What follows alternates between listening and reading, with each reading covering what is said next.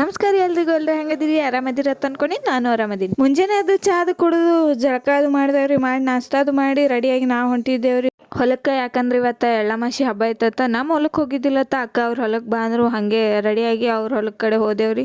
ಹೊಲಕ್ಕೆ ಹೋಗಿ ಹೊಲ್ದಾಗ ಕಬ್ಬು ಹಾಕಿದತ್ತ, ಮತ್ತು ಕಬ್ಬಿನ ಪೂಜೆ ಅದೆಲ್ಲ ಮಾಡಿದೇವ್ರಿ.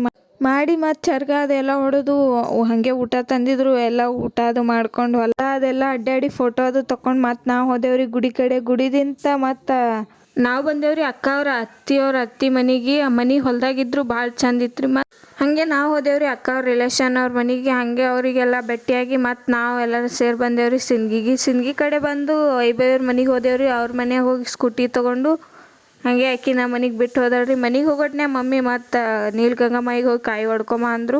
ಅಣ್ಣ ನಾನು ಇಬ್ಬರು ಸೇರಿ ರೆಡಿಯಾಗಿ ಗುಡಿಗೆ ಹೋದೇವ್ರಿ. ಗುಡಿಗೆ ಹೋಗಿ ಕಾಯೋದು ಹೊಡ್ಕೊಂಡು ಮತ್ತು ಹಾಗೆ ನಾವು ಬಂದೇವ್ರಿ ಮನೆ ಕಡೆ. ಇವತ್ತಿನ ವಿಡಿಯೋ ಇಷ್ಟ ಆಗಿದ್ರೆ ಲೈಕ್ ಮಾಡಿರಿ, ಶೇರ್ ಮಾಡಿರಿ, ಸಪೋರ್ಟ್ ಮಾಡಿರಿ.